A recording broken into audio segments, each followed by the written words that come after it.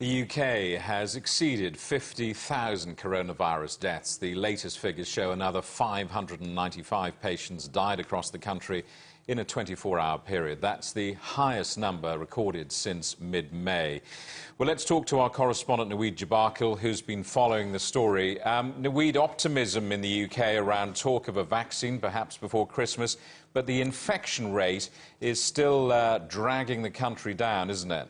Yeah, and these figures won't be easy reading for the government. Jamie, another 595 people losing their lives to COVID-19 as of the 11th of November. It's the second day in a row where more than 500 people have been recorded to have died from the virus. And really, it takes that number over that grim milestone of 50,000 deaths now officially here in the UK. The unofficial number said to be even higher. And if you look at the optimism over a vaccine, there is plenty of optimism here. We heard from Prime Minister Boris Johnson earlier this week, and he said that even though this vaccine did offer some promise, that people really couldn't slacken their resolve. He says that people still need to follow the rules. They need to socially distance. They need to be washing their hands and following the government's guidelines, because he knows that this is a crucial time if Britain is going to try and suppress those infection rates that you talk about. And really, one thing that matters here is that we hear a lot about these figures. We've been hearing from other parts of Europe there. 50,000 sounds like a great figure, but this is really a disease that has impacted people's lives, as we've been finding out. Have a listen.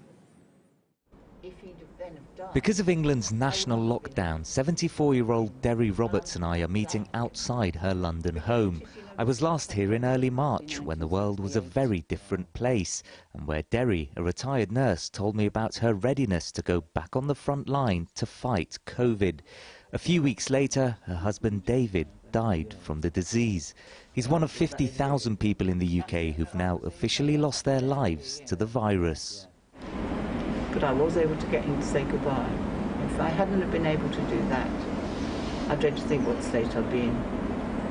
And you've been married a long time? 49 years. So it's sort of half of me. But it takes ages to feel better. While some people have paid the ultimate price, others are having to live with coronavirus. Claire Hasty got it back in March.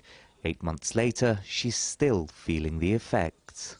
It's hugely restricted my ability to do anything. I've barely left the house in that time. I can barely walk more than I can walk about 100 metres very slowly and pausing for breath every few paces. So I have to use a wheelchair to do anything more than that. So it's been life-changing. Thousands of others have also reported symptoms that last longer and are more diverse than the official guidance suggests. Many are finding help online. The Long COVID support group founded by Claire on Facebook now has more than 30,000 members, mostly in the US and Britain. 50,000 deaths is a sombre milestone for the UK and one of the highest death tolls of any country in the world. Despite widespread criticism of its handling of the virus, the government insists it's done all it can to prevent any of those and says it's now better prepared to deal with a second wave that's seeing around 20,000 cases every day. But for Derry and thousands of others who've lost loved ones, they wonder whether officials could have acted sooner to better prepare the country to fight COVID. He was an intelligent, very intelligent man, and a scientist. Yeah. And he said, I could have done with another couple of years. And I thought, there's no answer to that, is there? You know, there's no answer. Just one casualty of this deadly pandemic that's caused similar suffering around the world. Just some of the people who've been impacted by COVID-19 here in the UK, thousands of others having this similar sorts of experiences. And it could be even worse. We've been hearing from the chief medical officers of all 4 countries in the United Kingdom. The deputy chief medical officer of England, Jonathan Van Tam, says that even though a vaccine will be rolled out as soon as possible, we heard the government say on Tuesday that they were looking to roll this out as early as December.